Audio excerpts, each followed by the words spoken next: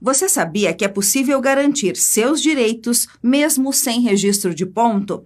No vídeo de hoje, vamos te mostrar como comprovar horas extras mesmo sem o ponto registrado. Se você trabalhou além do horário, isso pode ser um desafio, mas existem formas de provar suas horas extras. As horas extras são aquelas realizadas além da sua jornada regular de trabalho, e caso não estejam registradas, você pode recorrer a outros meios de comprovação. Por exemplo, depoimentos de colegas que presenciaram você trabalhando mais tempo ou documentos, como e-mails enviados fora do expediente, podem servir como prova. Além disso, imagens ou vídeos que mostrem sua presença no ambiente de trabalho também são válidos. Por fim, caso o seu empregador não registre corretamente essas horas, você tem o direito de buscar a Justiça do Trabalho para garantir os seus direitos.